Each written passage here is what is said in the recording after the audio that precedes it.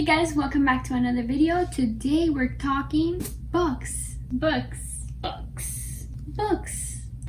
we're going to be talking about all the books I read this month, which were actually a lot for my standard. I read 7 books in total. 7 books? 1, 2, 3, 4, 5, 6, 7.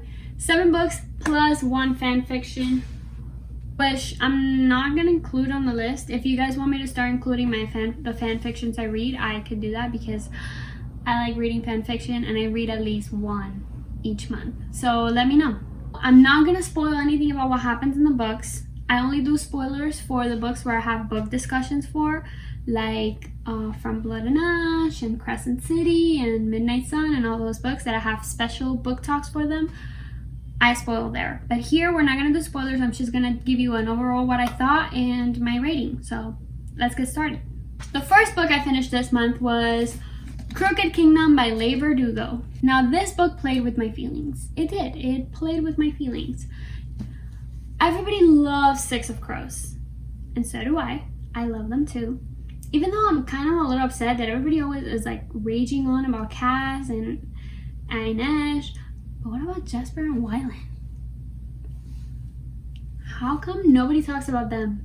They were my favorite ship of the books. So, yes, this gets a 3.9 out of 5. Why? Because I feel like it dragged on a bit much. It took forever to get to the end.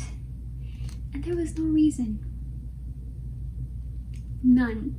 But other than that, these books are amazing, the Six of Crows. So yes, to read Six of Crows, you have to read Shadow and Bone. I mean, it's not necessary, but I highly recommend it. Now, for my next book that I read this month, you definitely need to read Shadow and Bone. And that's King of Scars by Laly Verdugo. King of Scars scarred me. I'm just kidding. I loved it. I loved having Nikolai as a main character. I like Soya. I like Genya.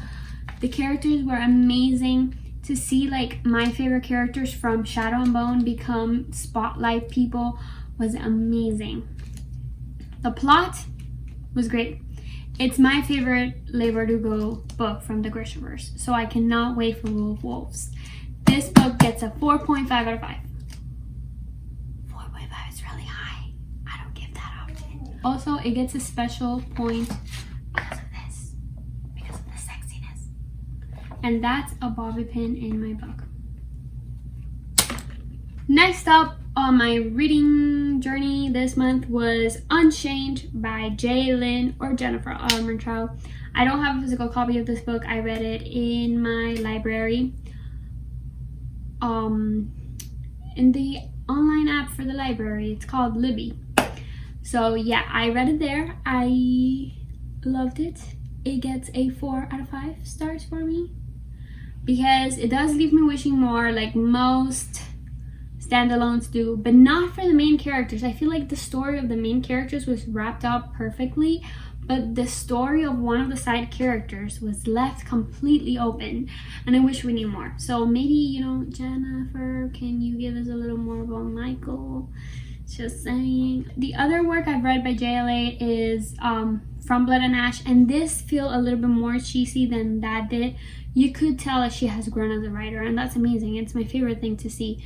So it was a little cheesy at times, like some of the lines I was like, oh, okay, yeah, love, I get it. But other than that, it was spicy, it was sassy, it was badass main character. So yeah, it was great. 4 out of 5 straight, like solid 4 out of 5. Next up, I read Alex 6 by Vince Taplin.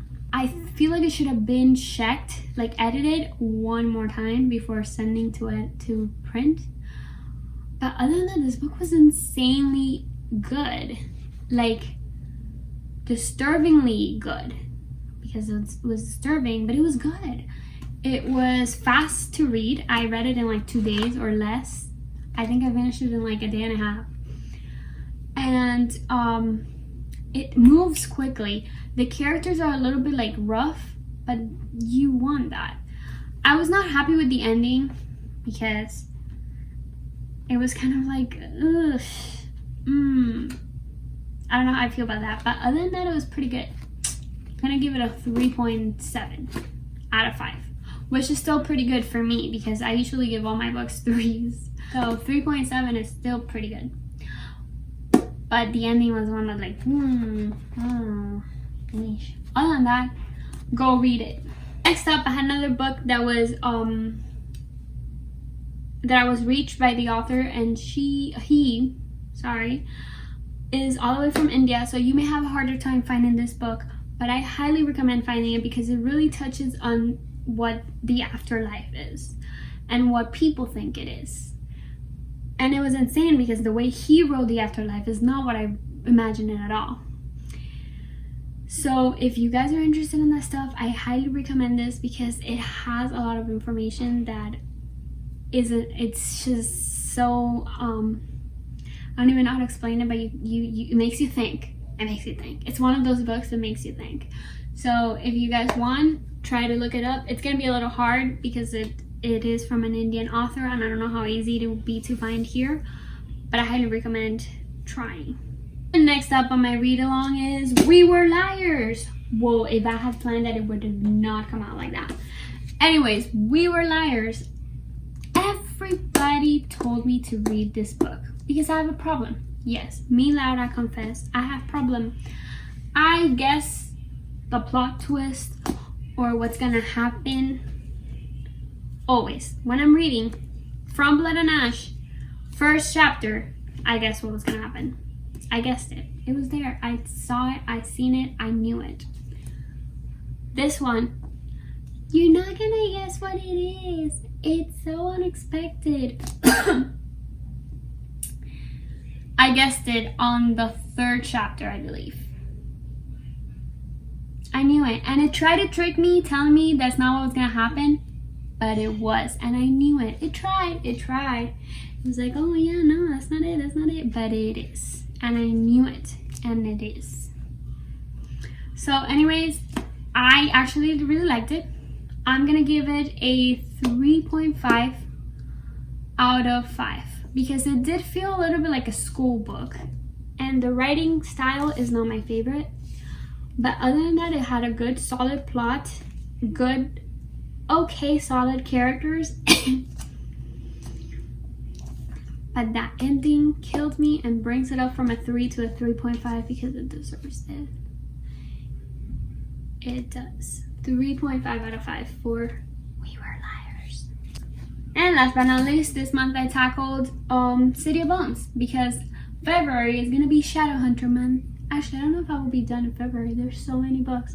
And I am taking a break of Shadowhunters as soon as my copy of A Court of Silver Flame comes in because I need that book right now. But anyway, City of Bones. Fun fact, I read The Mortal Instruments back when I was 15, 14, don't remember.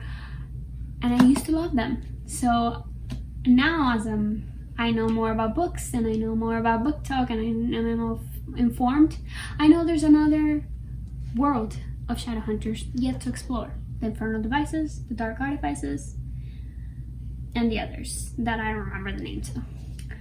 So I decided, well, if I'm going to read all of them, I have to reread these because these come first, at least the first 3. So I am currently rereading those. And what did I think about City of Bones now as an adult? I remember a lot less than I thought.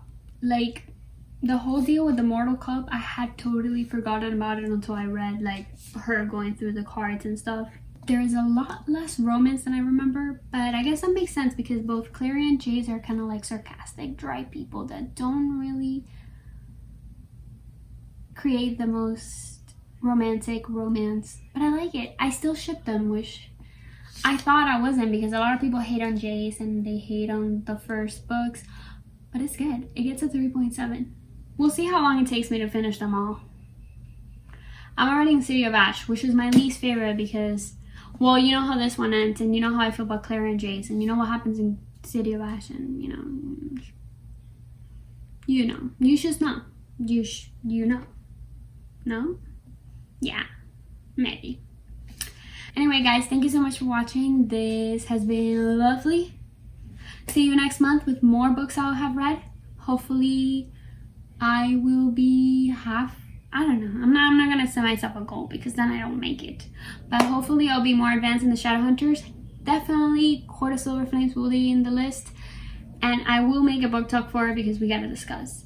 So yeah, thank you so much for watching. If you guys like it, give it a thumbs up. Let me know what you read in January down below. And don't forget to subscribe so you can see more content coming up.